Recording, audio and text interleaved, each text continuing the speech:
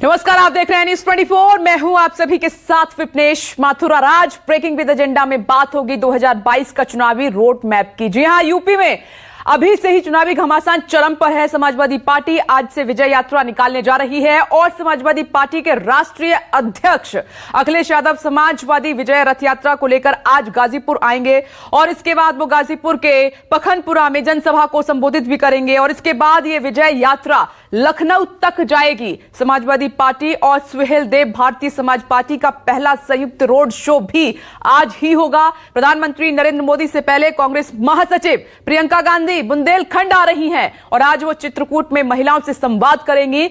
लड़की हूं, लड़ सकती हूं अभियान को रफ्तार देंगी, धार देंगी। पीएम मोदी का 19 नवंबर को झांसी में दौरा प्रस्तावित है और पीएम के कार्यक्रम को लेकर कई दिनों से तैयारियां काफी बड़े स्तर पर चल रही हैं। मुख्यमंत्री योगी आदित्यनाथ भी आज बुंदेलखंड के महोबा और झांसी के दौरे पर रहेंगे। आज मुख्यमंत्री योगी आदित्यनाथ झांसी में पीएम के कार्यक्रम की तैयारियों का जायजा लेंगे। तो नजर रहेगी ये 4 तस्वीरें इस वक्त आपकी टीवी स्क्रीन पर, बड़े नेताओं के दौरे। और इस बीच एक और बड़ी खबर, उत्तर प्रदेश चुनाव को लेकर बीजेपी के टिकट बंटवारे की रणनीति भी सामने आ गई है। सभी बड़े नेताओं को चुनाव लड़ने का आदेश दिया गया है। जो एमएलसी अभी मंत्री हैं उनको भी चुनाव लड़ना होगा। मुख्यमंत्री, उप मुख्यमंत्री, प्रदेश अध्यक्ष भी चुनावी मैदान में उतरेंगे। अगले महीने से उम्मीदवारों के चयन की प्रक्रिया शुरू हो जाएगी। बीजेपी ने इस बार बड़ी प्लानिंग की है, ये इस वक्त की बड़ी खबर है।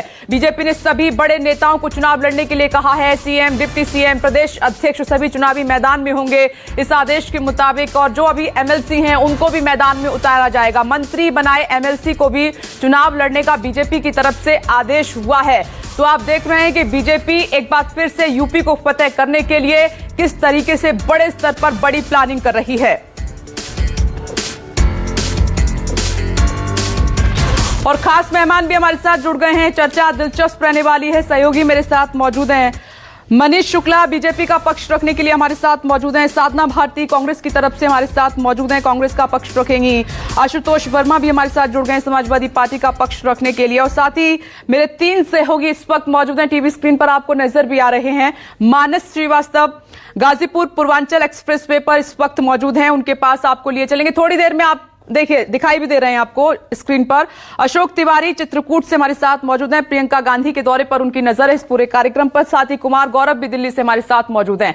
आप सभी का बहुत बहुत स्वागत है। सबसे पहले कुमार गौरव, आपके पास आते हुए, तो ये क्लियर है कि इस बार तमाम बड़े चेहरे जो एमएलसी भी हैं, जिनको मंत्री बनाया गया, वो भी मैदान में होंगे। सीएम, डिप्टी सीएम, सभी बड़े चेहरे चुनाव लड़ेंगे। पार्टी की तरफ से ये साफ मैसेज दे दिया गया है। बीएल संतोष कुछ दिनों पहले लखनऊ गए थे और वहां पे जो एक बड़ी बैठक थी उसमें उन्होंने साफ कर दिया है सभी नेताओं को, मुख्यमंत्री, प्रदेश अध्यक्ष, डिप्टी सीएम और जो तमाम बड़े नेता जो अभी एमएलसी हैं और मंत्री बने हुए हैं, उनको ये कह दिया गया है कि आप अपने लिए सीटों की पहचान कीजिए। और खास करके ये बात पार्टी ये जरूर तय कर रही है कि सीटों का जो चुनाव हो, ये नहीं कि सेफ सीट देखकर आप अपने लिए सीट चुन ले और जो सिटिंग एमएलए है उसका टिकट कट जाए, ऐसा नहीं होगा। साफ साफ कहा गया कि जो टफ सीट है उस पर आपको फाइट देनी है, यानी कि मुख्यमंत्री हो, डिप्टी सीएम हो या बाकी जो एमएलसी है, जो अभी मंत्री हैं, उन सबको ये साफ मैसेज है कि कड़े मुकाबले के लिए तैयार रहें, बक्सा नहीं जाएगा। यानी कि ये नहीं होगा कि आप पूरी अपने लिए मार्केटिंग कर लें और चुनाव जब पार्टी जीत जाए उसके बाद आप आकर फिर से मंत्री बन जाए। 5 साल तक पार्टी ने जिनको मंत्री बनाकर रखा है उनको अपना सीट तय करना है, देखना है। पार्टी देखेगी कि उस सीट से वो किस तरह से जीत सकते हैं, लड़ सकते हैं। लेकिन हाँ, ये तय है कि 35 से 40% सीटें कटेंगी, लेकिन ये जरूरी नहीं कि वो सीटें काटकर बड़े नेताओं को दी जाएगी। यानी कि अपने दमखम पर के जो पिछले 5 साल से सरकार चली है, आपने क्या किया है उसके आधार पर नेताओं को चुनाव लड़ना होगा। इसके अलावा दूसरी जो खास बात है कि 2 तरह की रणनीति है। देखिए, बाकी जो सीटों का डिस्ट्रीब्यूशन है, सीटों को तय करने की प्रक्रिया है, वो तो सर्वे के आधार पे होती ही है।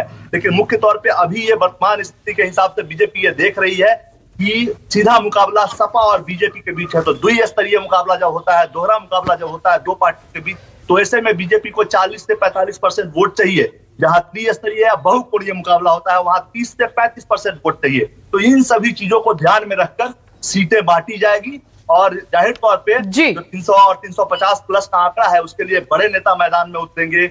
सबका साथ, सबका विकास, सबका विश्वास का जो आंकड़ा प्रधानमंत्री मोदी का था, वो सीटों में भी आपको देखने को मिलेगा। यानी जिसकी संख्या ज्यादा है ओबीसी वर्ग से सबसे ज्यादा केंद्र में मंत्री बनाए गए थे, उनको ज्यादा सीट दिए जाएंगे। पूरी रणनीति तय है। साफ मैसेज संगठन ने दिया है कि बड़े नेता एमएलसी बनकर अब मंत्री नहीं बनेंगे, चुनाव लड़ना होगा। 5 साल आपको पार्टी ने मंत्री बनाकर रखा है, आपने क्या किया उस आधार पर चुनाव लड़िए। आसान सीट नहीं, टफ सीट से लड़िए ताकि एक मैसेज भी बेहतर जा सके। ठीक है कुमार गौरव, लौटते हैं आपके पास। मानस श्रीवास्तव का रुख कर लेते हैं, पूर्वांचल एक्सप्रेस वे पर मौजूद है। मानस, ये वही पूर्वांचल एक्सप्रेस वे, कल बीजेपी ने इसका उद्घाटन किया है और आज विजय यात्रा अखिलेश यादव निकाल रहे हैं यहां से।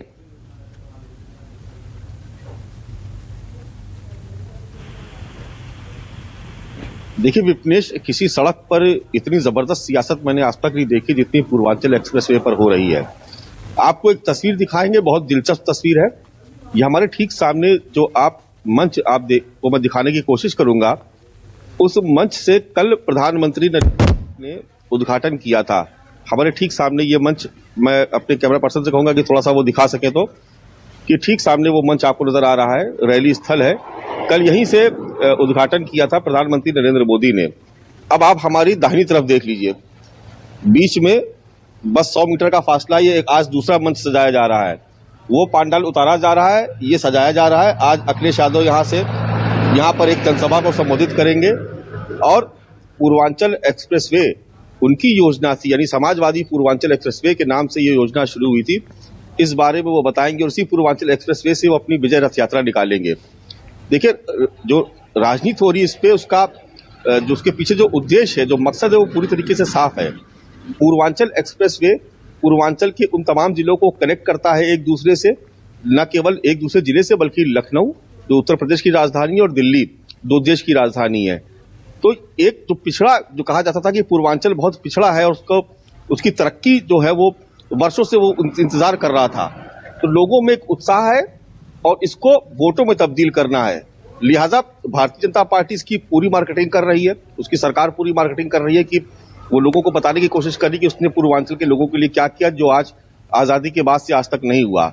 लेकिन अखिलेश यादव का दर्द इस बात का है कि वो इस बात को बार बार कह रहे हैं कि समाजवादी पूर्वांचल एक्सप्रेसवे था, इसकी शुरुआत, इसकी योजना उनकी थी और बीजेपी सरकार ने आधे अधूरे एक्सप्रेसवे का उद्घाटन कर दिया।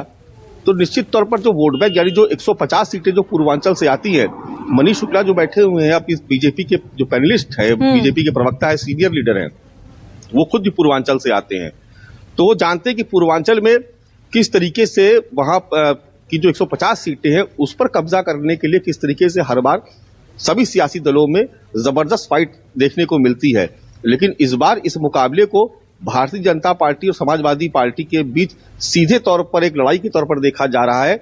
यही वजह है कि कल जिस रास्ते से प्रधानमंत्री नरेंद्र मोदी आए थे, आज उस रास्ते पर अखिलेश यादव अपना विजय रथ दौड़ाने की कोशिश कर रहे हैं। और वो कोशिश इस बात की है कि ये जो एक्सप्रेसवे है ये उत्तर प्रदेश की सत्ता का विजय पथ बन जाए। इसी रास्ते से होकर के सत्ता गुजरेगी, इसी रास्ते से होकर के सत्ता तक वो पहुंच सकते हैं। इसलिए कशमकश देखते हैं इस विजय पथ से गुजरने से किसकी विजय होती है।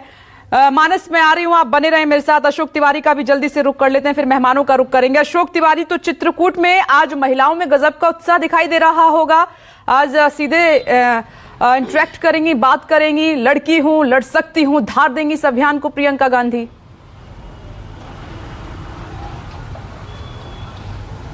देखिए, निश्चित तौर पर जो बात अभी थोड़ी देर पहले की जा रही थी कि उत्तर प्रदेश में इस बार जो चुनावी माहौल बना है, शायद इसके पहले इस तरह का माहौल नहीं देखा गया है। पूर्वांचल ही नहीं, बुंदेलखंड को भी साधने की पूरी कोशिश सभी राजनीतिक दलों की तरफ से की जा रही है। आज प्रियंका गांधी चित्रकूट के दौरे पर है। तकरीबन 1:15 पर उनको चित्रकूट आना है। उसके बाद वहां पर जो शिव मंदिर है वहां पर वो पूजा अर्चन करेंगे। उसके बाद ठीक 1:30 बजे जो घाट है जहां पर महिलाओं के साथ संवाद करने का कार्यक्रम रखा गया है, वो राम घाट है। वहां पर बहुत जबरदस्त तैयारी इस वक्त की जा रही है प्रियंका गांधी के संवाद को लेकर। और उसके बाद यानी इस महिला संवाद कार्यक्रम के बाद वो सीधे कामतानाथ मंदिर जाएंगी। वहां पर भी उनके पूजन अर्चन का कार्यक्रम प्रस्तावित है। लेकिन सबसे अहम बात यह है विपनेश की कांग्रेस की तरफ से इस बार उत्तर प्रदेश के चुनाव में जिस तरह से महिलाओं की भागीदारी को एक बहुत बड़ा मुद्दा बनाया गया है, महिलाओं को टिकट देने का वादा किया जा रहा है, लड़कियों को स्कूटी देने का वादा किया जा रहा है, स्मार्टफोन देने का वादा किया जा रहा है। तो कांग्रेस इस बार का विधानसभा चुनाव पूरी ताकत के साथ और उन वादों के साथ चुनावी मैदान में उतरना चाहती है जिसका ज्यादा से ज्यादा फायदा उसको मिल सके। और खास बात यह भी है कि जिस बुंदेलखंड में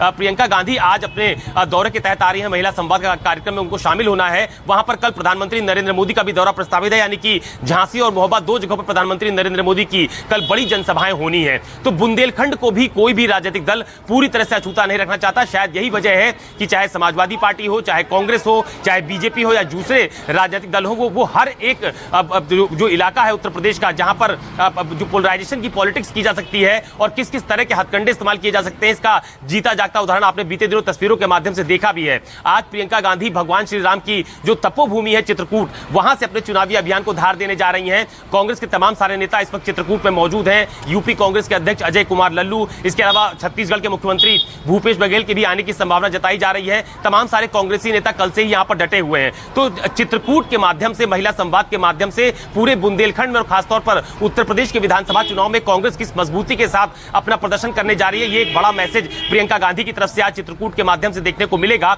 और दर्शन पूजन का जो कार्यक्रम, जो बात हम लोग पहले भी करते रहे हैं कि चुनावी अभियान को धार देने के साथ साथ एक हिंदुत्व का मैसेज भी जाए, इसी लिहाज से सभी राजनीतिक दल, सिर्फ एक दल को नहीं कहा जा सकता, सभी राजनीतिक दल मंदिर भी जा रहे हैं, अलग अलग जगहों पर धार्मिक स्थलों पर जा रहे हैं और ये मैसेज देने की कोशिश कर रहे हैं कि हिंदुत्व के एजेंडे के साथ साथ उनके जो वादे हैं उसके आधार पर जनता उनको जरूर अपनाएगी। और यही एक बड़ी वजह है कि आज प्रियंका गांधी भी चित्रकूट आ रही हैं, वहां पर दर्शन पूजन के कार्यक्रम के साथ साथ महिला संवाद का भी कार्यक्रम किया जाएगा। ठीक है अशोक तिवारी, नजर रखिएगा। साधना भारती, आपसे ही शुरुआत कर रहे हैं आज चर्चा की। पूर्वांचल पर आपकी भी नजर है, आप जानती हैं पूर्वांचल की अहमियत। मैं ये समझना चाहती हूं, लड़की हूं लड़ सकती हूं, इसका क्या मतलब है? ये क्यों कहना पड़ रहा है प्रियंका गांधी को? इसको क्यों धार देनी पड़ रही है? आदरणीय विपनेश जी, मुझे लगता है हमें इसीलिए ये कहना पड़ रहा है कि लड़की हूं लड़ सकती हूं। आज भी देखिए चित्रकूट पर महिलाओं की भीड़ लगेगी और फिर एक नारा बुलंद होगा कि लड़की हूं लड़ सकती हूं। ये इसीलिए बुलंद करना पड़ रहा है हमें क्योंकि उत्तर प्रदेश में जो बीता कार्यकाल उसने ये दिखाया लड़कियों के साथ किस तरह का अन्याय भारतीय जनता पार्टी कर सकती है। चाहे वो कुलदीप सेंगर रहे हो, चाहे इनके गृह राज्य मंत्री चिन्मयानंद रहे हो, चाहे वो हाथरस में एक बेटी के शव का अधिराग में ठेकेदारों ने पेट्रोल डीजल डालकर जला दिया हो, तो आज हम आवाज बुलंद कर रहे हैं कि आप ये मत समझिएगा कि मात्र एक महिला, एक स्त्री सीता का ही स्वरूप है। जो स्त्री सीता का स्वरूप हो सकती है, वही स्त्री आतताइयों का विनाश करने के लिए चंडी का रौद्र रूप धारण कर सकती है। ये हमें समझाना है भारतीय जनता पार्टी के लोगों को, क्योंकि ना तो ये महिलाओं का सम्मान करना जानते हैं, ना ही इनकी पार्टी में कोई महिला नेतृत्व रहा, ना कोई राष्ट्रीय अध्यक्ष रही। तो मैंने तो पिछली बार भी पूछा था, अब एक बार फिर पूछ लेती हूँ आपके माध्यम से, आपके चैनल के माध्यम से, मनीष शुक्ला जी से, क्या उत्तर प्रदेश में आगामी विधानसभा चुनाव में महिला मुख्यमंत्री देंगे? क्या आगामी लोकसभा चुनाव में महिला प्रधानमंत्री देंगे? और एक जरूरी बात, ये कह रहे हैं इतिहास का गलत पुनर्लेखन तो चल ही रहा है, मगर मुझे लगता है धर्म ग्रंथों को भी नए सिरे से लिखना शुरू कर दिया है। अमित शाह जी ने अभी 2-3 दिन पहले कहा कि रामायण के एक प्रसंग को चेंज कर दिया। उन्होंने कहा कि अंतिम सांस लेते रावण से धर्म की जो शिक्षा है वो लेने भरत जी गए थे। अरे भाई, वाल्मीकि कृत रामायण हो चाहे तुलसीदास कृत रामायण हो, उसमें तो हमने यही पढ़ा है कि अंतिम सांस लेते रावण से धर्म की शिक्षा लेने भरत नहीं गए थे भैया, लक्ष्मण जी गए थे। और संजय निषाद जी ने भी अभी राम जी की बल्दियत पर सवाल पूछ लिया। वही संजय निषाद जिनके साथ उत्तर प्रदेश में गठबंधन किया है भाजपा ने, उन्होंने कह दिया कि राम तो दशरथ के पुत्र ही नहीं है। अरे भगवान राम की बल्दियत पर सवाल करने वाले के साथ अगर इनका गठबंधन जारी है तो क्या ये माना जाए? क्या ये संजय निषाद की बातों से सहमत है? क्या ये भी भगवान राम का अपमान स्वीकार करते हैं? तो फिर हिंदुत्व का ठेकेदार बनना बंद कर। अब आपने इस बात की शुरुआत कर दी, मेरे सवाल का जवाब कम दिया। अब ये सलमान खुर्शीद की बात करने लगेंगे, मनीष जी, और साथ ही आपके एक और राशिद अलवी की बात करने लगेंगे। आपने देखिए मुद्दे से भटका दिया।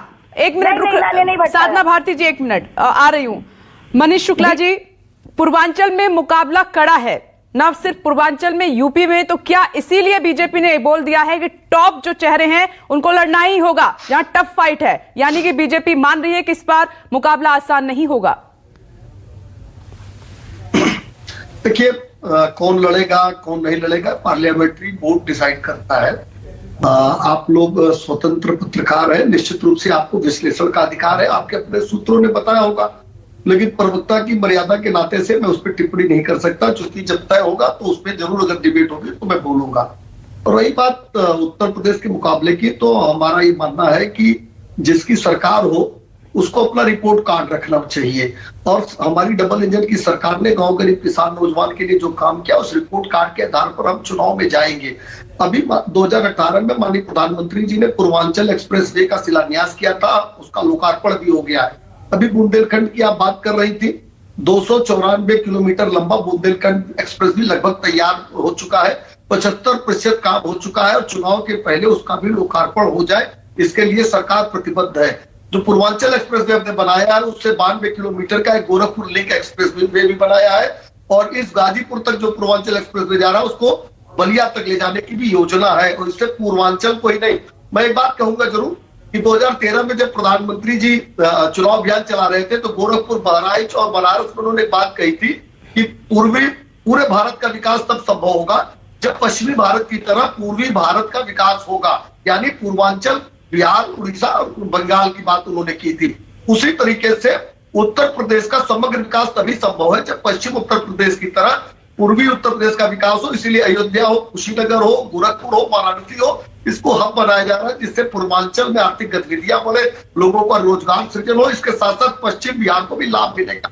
एक बात कह के मैं अपनी बात को समाप्त करूंगा, यद्यप कांग्रेस पे टिप्पणी वक्त जाया कर रहा है लेकिन मैं फिर भी कह देता हूं कि देखिए मैं बहुत प्रसन्न होता हूं जब कांग्रेस के लोग प्रभु राम का नाम लेते हैं, राम मंदिर का नाम लेते हैं। ये वो लोग हैं जिन्होंने काल्पनिक बता दिया था। मैं बहुत खुश होता हूँ। आपने तो सीता जी के अस्तित्व को नकार दिया। साधना जी एक एक करके बात करेंगे, 1 मिनट रुक जाइए, बोलने दीजिए मनीष जी को, फिर मैं आपके पास आता हूँ।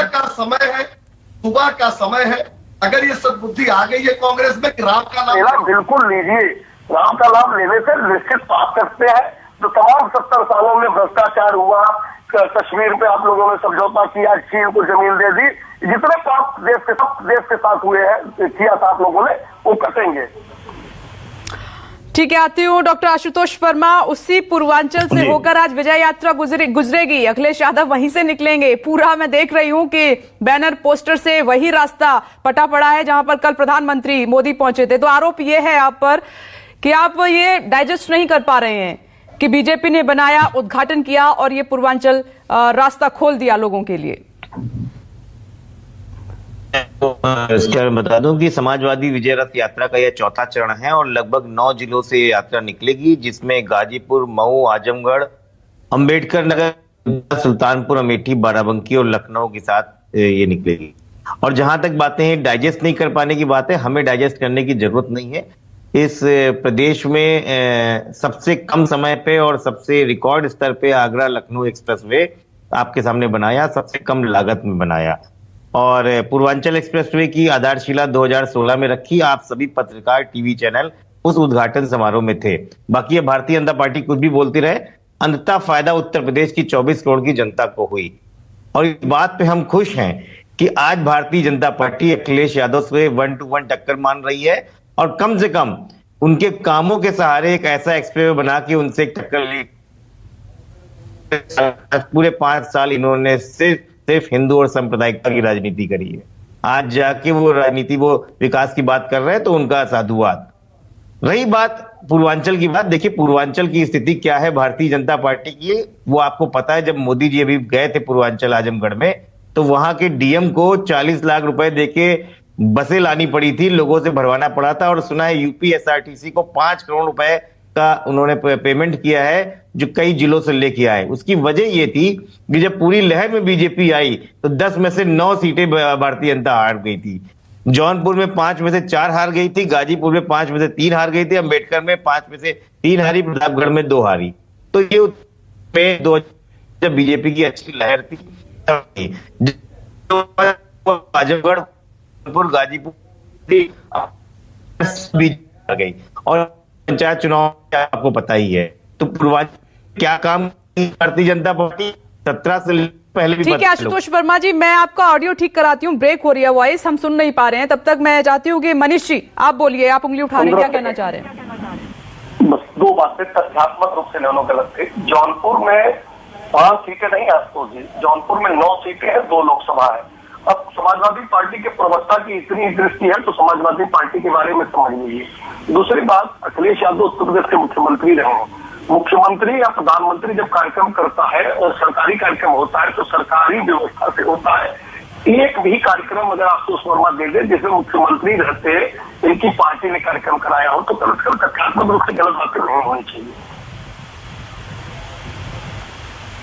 साधना भारती, सवाल मेरा यह है कि क्या लग रहा है कि अकेले प्रियंका गांधी नया पार लगा पाएंगी कांग्रेस के उत्तर प्रदेश में?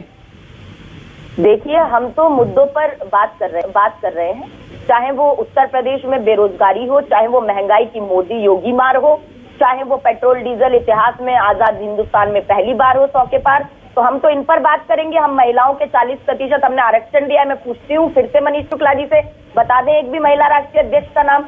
आज भारतीय जनता पार्टी में जुड़ी हूँ, आज मैं ये पूछ रही हूँ फिर से कि जिनके साथ इन्होंने मात्र वोट हड़पने के लिए ठगबंधन किया है निषाद पार्टी से, तो जो संजय निषाद जी ने कहा कि भगवान राम दशरथ के पुत्र नहीं है, उसको ये मानते हैं या नहीं मानते? भाई, इस पर तो अपना स्टैंड क्लियर कर दे, उत्तर प्रदेश की जनता को पता तो लग जाए कि आप भी तो तथ्यात्मक रूप से, अमित शाह जी भी तो गलत बोल देते हैं कि रावण के पास भरत गए थे, अरे लक्ष्मण गए थे। भैया, इतना तो आपको पता होना चाहिए, और फिर आप राम के ठेकेदार बन जाते हैं। साधना भारती जी, क्या इस मुद्दे पर डिबेट हो रही है आज? उस मुद्दे पे हम कर चुके हैं। जब सलमान खुर्शीद की किताब में हिंदुत्व की तुलना ISIS से की जाती है, राशिद अलवी सीता के अस्तित्व को नहीं, भगवान श्री राम का नारा लगाने वालों को क्या राक्षस बोल देते हैं, निशाचर बोल देते हैं, क्या इस पर आज बहस हो रही है? आप फिर उस चर्चा को उस दिशा में ले जा रही हैं। मैं चाह रही हूँ कि आज जो मुद्दा है उस पर बात करें आप। बिल्कुल, मैं उसी मुद्दे पर बात कर रही हूँ। क्या ये उत्तर प्रदेश की जनता के लिए जानना जरूरी नहीं? जिन निषादों ने, जिन्होंने भगवान राम के पैर पखारे भाई, उन निषादों के साथ जब ठगबंधन कर रहे हैं मात्र वोट हड़पने के लिए, क्योंकि आपने जातिवाद के नाम पर तो पिछला भी चुनाव लड़ा 2017। इन्होंने जिनके नाम पर चुनाव लड़ा, जो थे उमा भारती जी, जो थे कलराज मिश्र जी, जो थे राजनाथ सिंह जी, मौर्य जी, उनमें से तो किसी को मुख्यमंत्री नहीं बनाया, मात्र उनकी जातियों का शोषण किया, जात बिरादरी का शोषण करने के लिए। चलिए ठीक है, मैं जवाब ले लेती हूँ। साधना जी, एक मिनट। उत्तराखंड से ले मनीष जी को तो बताए। मनीष जी, पीएम मोदी से पहले प्रियंका गांधी बुंदेलखंड में आज पैर जमा रही हैं अपने, और आरोप ये है कि वो महिलाओं को जोड़ रही हैं, वो शक्ति, वो ताकत, आधी आबादी उसको जोड़ रही हैं उत्तर प्रदेश में अपने साथ। आप क्या बीजेपी के लिए एक बड़ा चैलेंज नहीं है ये? जिस नारे की चर्चा आप कर रही हैं, लड़की हो लड़ सकती हो, जब प्रियंका जी ने इस बात की घोषणा की तो उस जायज से प्रातः स्मरणीय नसीमुद्दीन सिद्दीकी जी बैठे थे। और सिद्दीकी जी कौन है पता है विप्लव जी? उनके ऊपर हजरतगंज थाने में पॉक्सो एक्ट का मुकदमा कायम है, यानी नाबालिग लड़की के साथ दुर्व्यवहार का मुकदमा आज की डेट में भी कायम है। अशोक तिवारी जी और मानस श्रीवास्तव जी, जो लखनऊ के रिपोर्टर, अभी तस्दीक कर देंगे, पूछ लीजिए। यानी पॉक्सो एक्ट के आरोपी के साथ बैठ के लड़की हूँ लड़ सकती हूँ, चन्नी के ऊपर मीटू का आरोप है, उसको मुख्यमंत्री बनाते हैं। कैसे महिलाओं की बात करती है? नसीमुद्दीन से तो रोज जानकारी लेनी पड़ती होगी। साधना जी, नसीमुद्दीन से कैसे बात करती होगी, कैसे रोज उनसे निर्देश लेती होगी, जिसके ऊपर चिल्लाइए मत प्लीज, मुझे मेरी बात हो जाने दीजिए। मेरी बात नसीमुद्दीन सिद्दीकी से जब बात करती होंगी तो आपको क्या महसूस होता होगा? उनकी पत्नी को आपने क्यों मंत्री बना दिया? स्वाति, इसलिए नसीमुद्दीन को आपके साथ बैठा दिया। इसलिए नाबालिग लड़की के साथ दुर्व्यवहार के आरोपी को आप बैठाती है। और कड़वा कड़वा दूध थोड़ी ना ये देखिए, ठीक है साधना जी, एक एक करके बात करते हैं। आपकी बारी में मनीष जी सुन रहे थे, आप उनकी बारी में सुनिए, एक एक करके बात करते हैं। साधना जी, 1 मिनट, एक एक करके ही बात हो पाएगी। बिल्कुल, मैं तो इसलिए चिंतित हूँ कि रोज सुबह नसीमुद्दीन सिद्दीकी से इनको निर्देश लेना पड़ता होगा जब यूपी की बात करने आती होंगी, क्योंकि मीडिया के कोऑर्डिनेटर है। तो आपको ऐसे आरोपी के साथ बात करते हुए कैसा महसूस होता है? नहीं साधना जी, ऐसे नहीं, ऐसे नहीं। एक मिनट रुक जाइए, सुबह का वक्त है, चिल्लाते नहीं, आराम से बात करते हैं। 1 मिनट रुक जाइए। नहीं, मैं चिल्ला नहीं हूँ, मैं सवाल पूछ रही हूँ। हाँ, अभी आपकी बारी आएगी, सवाल पूछिए, मैं जवाब ले लूंगी। ठीक है मनीष जी, बोलिए। मेरा एक छोटा सा मासूम सा सवाल है ना, जो पॉक्सो एक्ट का आरोपी है उससे जब आप बात करते होंगे, क्योंकि प्रवक्ता है, मीडिया कोऑर्डिनेटर है, तो आपको क्या महसूस होता होगा? गुस्सा नहीं आता आपको? आपको ये नहीं लगता कि इस आदमी से क्यों बात करना पड़ रहा? प्रियंका जी से आप शिकायत नहीं करती है? इसको जवाब दे दूं? अरे गुस्सा तो बहुत आता है मनीष जी, जब आप कुलदीप सिंह और महिलाओं को बात कर रहे हैं। मेरी बात कंप्लीट नहीं हुई है। है। मुझे मेरी बात कहने दीजिए। और ये जो लड़की है जो शक्ति है, ये उत्तर प्रदेश में जहाँ आपको 3-4 सीटें मिलने की आशा की जा रही है, वहाँ उनको लड़ने की बात करती है। नहीं साधना जी, मनीष जी, एक मिनट, आप दोनों एक साथ बोल रहे हैं। दरअसल मैं भी नहीं समझ पा रही हूँ कि आप क्या कहने की कोशिश कर रहे हैं। आप थोड़ा सा धैर्य रखिए, मैं वापस आती हूँ। डॉक्टर आशुतोष वर्मा, आपके पास आऊं उससे पहले मैं अपने सहयोगी मानस जी के पास जाना चाह रही हूँ। मानस, ऐसे लग रहा है कि लड़ाई पूर्वांचल में सिमट गई है, बाकी आप देखिए इतना ध्यान कहीं और नहीं है।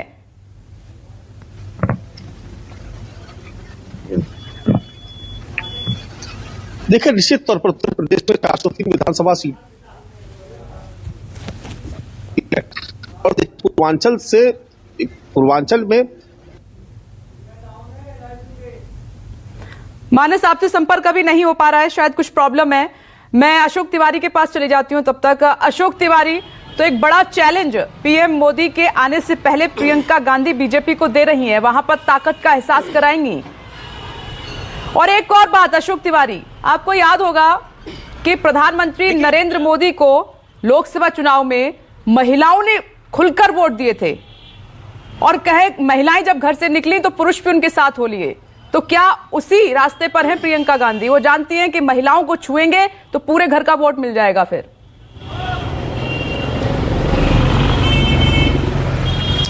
देखिए, इस बात को पूरी तरह से नकारा नहीं जा सकता कि कांग्रेस का पूरा फोकस महिलाओं पर ज्यादा है इस विधानसभा चुनाव में। इसीलिए शायद लगातार जो वादे किए जा रहे हैं या फिर जो भी घोषणा पत्र में वादे करने की बात कही जा रही है, उसमें महिलाओं पर ज्यादा ध्यान केंद्रित किया जा रहा है कांग्रेस पार्टी की तरफ से। अभी तक शुरुआती दौर से लेकर आज तक जब प्रियंका गांधी ने, चाहे उनकी वो प्रतिज्ञा यात्रा की बात हो या फिर वो जो अपनी अलग अलग जनसभाएं कर रही हैं या महिलाओं से संवाद के कार्यक्रम कर रही हैं, उसमें प्रियंका गांधी से लेकर कांग्रेस के तमाम सारे नेता, यानी कि ऊपर से लेकर नीचे तक के तमाम नेता महिलाओं पर केंद्रित आपको ज्यादा नजर आएंगे। महिलाओं को स्कूटी देने का वादा किया जा रहा है, महिलाओं को स्मार्टफोन देने का वादा किया जा रहा है, 40% टिकट बंटवारे में हिस्सेदारी महिलाओं को देने की बात की जा रही है, सरकारी नौकरियों में भी महिलाओं की भागीदारी तय करने की बात की जा रही है। तो कांग्रेस की तरफ से खासतौर पर उत्तर प्रदेश में वो सारे दांव आजमाने की कोशिश की जा रही है जिसके बल पर वो अपनी मजबूत उपस्थिति दर्ज करा सके। आज भी देखिए, चित्रकूट में जो प्रियंका गांधी का कार्यक्रम है, उसमें महिला संवाद के कार्यक्रम को बहुत वृहद स्तर पर आयोजित किया जा रहा है। प्रियंका गांधी महिलाओं से सीधा संवाद वहां पर करने वाली हैं।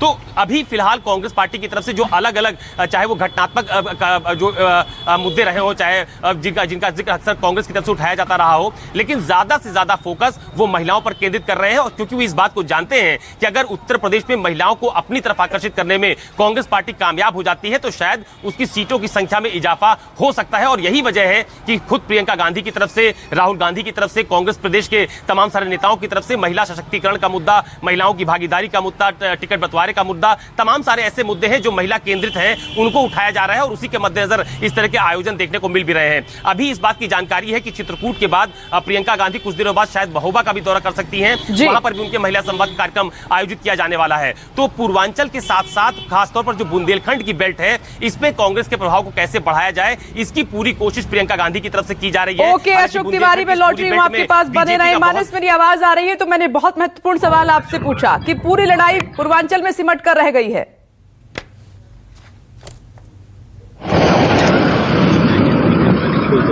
देखिए, निश्चित तौर पर पूर्वांचल हमेशा से ही उत्तर प्रदेश का सबसे अहम हिस्सा रहा है, क्योंकि तमाम जो बड़े सियासी दिग्गज हैं वो पूर्वांचल से ही आते। ये बदकिस्मती थी कि पूर्वांचल का विकास उस तरीके से नहीं हो पाया जिस तरीके से होना चाहिए था। अगर हम मौजूदा हालात की बात भी करें तो चाहे प्रधानमंत्री हो, चाहे मुख्यमंत्री हो, डिप्टी सीएम हो, तमाम लोग पूर्वांचल से ही आते हैं। और पूर्वांचल वो इलाका, वो क्षेत्र जहां पर करीब 150 विधानसभा सीटें, यानी 403 में से करीब 150 विधानसभा सीटें पूर्वांचल से आती है। और उसको जीत करके ही आप लखनऊ तक का सफर, यानी सत्ता का जो सफर है आप लखनऊ तक का, वो आप उसको बगैर जीते आप तय नहीं कर सकते। इसलिए पूर्वांचल की बात की जा रही है। और आप देख रहे हैं कि लगातार पूर्वांचल पे फोकस किया जा रहा है। अगर आप बीते कुछ दिनों से, आप अगर बीते 1 महीने का अगर आप दौरा देखें प्रधानमंत्री या मुख्यमंत्री का, तो 90% दौरे वो पूर्वांचल के हैं। चाहे वो सिद्धार्थनगर में जनसभा हो, चाहे वो कुशीनगर में, तमाम योजनाओं का उद्घाटन हो, एयरपोर्ट की वहां पर आधारशिला रखी गई। लगातार प्रधानमंत्री हो या मुख्यमंत्री हो, वो पूर्वी उत्तर प्रदेश में ही ज्यादातर दौरा कर रहे हैं। 2 दिन बाद जरूर बुंदेलखंड उनको जाना है, लेकिन अब तक के जो तमाम जो दौरे बड़े नेताओं के हैं वो सब पूर्वी उत्तर प्रदेश से ही हो रहे हैं। क्योंकि पूर्वी उत्तर प्रदेश वो इलाका है जहां से अगर 150 में से अगर कोई आधी सीटें भी जीत जाता है तो उसका सफर बहुत आसान हो जाता है। क्योंकि सबसे ज्यादा टफ फाइट भी यहाँ पर होती है। एक तो जाति का समीकरण यहाँ पर बहुत हावी रहते हैं, दूसरी बात जो यहाँ का विकास का जो मुद्दा है वो हमेशा यहाँ पर लोग जो पिछड़ा इलाका है तो तमाम तरीके की दिक्कतें होती है। जो ये पूर्वांचल का दुर्भाग्य ही रहा है कि झोली भर के वोट तो लिए सभी पार्टियों ने, लेकिन विकास उस तरीके से नहीं हो पाया। डॉक्टर आशुतोष वर्मा, मैं उत्तर प्रदेश को लेकर सवाल नहीं पूछती, उत्तर प्रदेश में पूर्वांचल को लेकर सवाल कर लेती हूँ। क्या उम्मीद है पूर्वांचल में समाजवादी पार्टी को इस बार, क्योंकि पिछले 2017 से हम देख रहे हैं बीजेपी पार्टी क्लीन स्वीप करती आई है, एक तरफा उन्होंने चुनाव जीता है। नहीं, देखिए विपनेश जी, उत्तर प्रदेश की पूर्वांचल में लगभग 164 सीटें आती हैं और जिस 164 सीटों पे दबदबा जिसका होता है सरकार उसकी बनती। 2007 में जब बीएसपी की सरकार थी लगभग 50 सीट में 164 में उसने जीती थी। 2012 में जो हमारी सरकार समाजवादी पार्टी की थी तो हमने लगभग 102 सीटें जीती और अब बीजेपी ने लगभग 115 सीटें जीती। लेकिन अगर आप 2017 की जो मैं पहले बात बोल रहा था कि 2017 के बाद से लगातार आप पूर्वांचल की स्थिति देखें तो भारतीय जनता पार्टी पिछड़ती हुई चली जा रही है। 2017 के इलेक्शन में आप आजमगढ़, जौनपुर, गाजीपुर, अंबेडकर नगर और प्रतापगढ़ की स्थिति देख लीजिए, समाजवादी पार्टी वहां सबसे ज्यादा जीत रही है। 19 में जब हम लोकसभा चुनाव चल रहे थे तो बीएसपी और एसपी के साथ में आजमगढ़, घोसी, जौनपुर, गाजीपुर, श्रावस्ती, अंबेडकर नगर हमारा गठबंधन जीता। और जब 21 का पंचायत चुनाव आया तो वहां की मुख्य 10 जिलों में जो 502 सीटें हैं उसमें लगभग 130 सीटें समाजवादी पार्टी जीत के सबसे नंबर 1 पे। और आज भी उत्तर प्रदेश में सबसे ज्यादा अगर कोई काम किया गया है समाजवादी पार्टी द्वारा तो पूर्वांचल में किया गया है। आज जो पूर्वांचल एक्सप्रेस वे में दौड़ के ये जा रहे हैं वहां की स्थिति और जहां पे ये बता रहे हैं कि सरकारी व्यवस्था के साथ हम लोग काम कर रहे हैं, जो अखिलेश यादव जी के साथ भीड़ आ रही है, जो लोग आ रही है उसमें कोई सरकारी व्यवस्था नहीं है, उसमें वो अपने समाजवादी लोग हैं। और आप देखिएगा पूर्वांचल में जिस तरीके से समाजवादियों ने अपना गढ़ बनाया है, आपको 2 या 3 महीने बाद जो रिजल्ट निकलेगा। लेकिन बीजेपी की तरफ से ये कहा गया, एक वीडियो भी वायरल हुआ था कि समाजवादी पार्टी के कुछ नेता पैसे बांटते हुए नजर आए भीड़ को इकट्ठा करने के लिए। देखिए, पैसे बांटने की बात जहां तक मैं देखेगा मुझे लगता है कि कोई ऐसा नहीं है पार्टी जो पैसे नहीं बांटता हो, आने जाने का किराया जो भी देता हो, लेकिन कम से कम फोर्सफुली 10 जिलों से डीएम और एसपी को फोर्स करके लगातार जिले लगाने वाले ये मनीष शुक्ला की पार्टी में ही होता है। और मुझे पता है कि अगर आजमगढ़ के अंदर उनके पास कुछ देखने के लिए नहीं है तभी ये हालत है कि प्रधानमंत्री को आना पड़ रहा है, केंद्र राज्य को आना पड़ रहा है, गृह मंत्री को आना पड़ रहा है। उत्तर प्रदेश के हालात अब योगी आदित्यनाथ जी के पास संभलने के लिए नहीं रह गए हैं। ये कमान मोदी जी ने ले ली है। वो जानते हैं कि 5 साल में जो लुटिया डुबोई उत्तर प्रदेश की, नहीं कमान तो योगी जी के हाथ में, ये दिल्ली से प्रोजेक्ट उनको किया गया है, उन्हीं के नाम पर चुनाव लड़ा जाएगा इस बार उत्तर प्रदेश में। खैर चलिए, मैं मनीष जी से जवाब ले लेती हूँ। केशव मौर्य मना कर रहे हैं कि वो हम कमल पे निशान गड़ेंगे योगी आदित्यनाथ। इनके अंदर एक परेशानियां हैं, उस परेशानी से अच्छा जल्दी से बता दीजिए, पूर्वांचल में कितनी सीटें जीतने की उम्मीद है, कितने पे दावा ठोक रहे हैं आप? नहीं, समाजवादी पार्टी अधिक से अधिक कम से कम जो 120 सीटों के राउंड जीतने का दावा कर रही है। 120 सीटों के राउंड, ठीक है। मनीष जी जवाब दीजिए। देखिए, जो पूर्वांचल है 19 मार्च 2017 के पहले करीब 14 साल मुलायम सिंह यादव जी, अखिलेश जी, मायावती जी और 10 उसी 14 साल के दौरान 10 साल यूपी की सरकार केंद्र में थी। इस तीनों दलों ने पूर्वांचल की उपेक्षा की। जब हमारी सरकार उत्तर प्रदेश में और केंद्र में बनी तो हमने पूर्वांचल पर ध्यान देना शुरू किया। पूर्वांचल जहाँ जापानी बुखार से वो हर बरसात के दिनों में हजारों नौजवान कलवित होते थे, बच्चे दम तोड़ देते थे। वहाँ जब हमारी सरकार बनी प्रदेश में तो अभियान चलाया गया। आज वो प्रभावी नियंत्रण में है। आज गोरखपुर एक हब के रूप में विकसित हुआ है। कुशीनगर में श्रीलंका से आया हुआ प्लेन 120 सीट जीतने का दावा कर रहे हैं डॉक्टर आशुतोष वर्मा। चलिए, वक्त की कमी है। साधना भारती जी, मैं आपके पास नहीं आ पा रही हूं, लेकिन प्रियंका गांधी के साथ कांग्रेस के और बड़े नेता जुट जाए उत्तर प्रदेश में तो बात और बन सकती है और मजबूत हो सकती है। आप सभी का बहुत बहुत शुक्रिया। नमस्कार, मैं हूं मानक गुप्ता। अगर आपको हमारा ये वीडियो पसंद आया हो तो इसे लाइक और शेयर जरूर करें और हाँ, हमें सब्सक्राइब और फॉलो करना ना भूलें ताकि आप देश और दुनिया की कोई खबर मिस ना करें। तो जुड़े रहिए हमारे साथ और देखते रहिए न्यूज़ 24।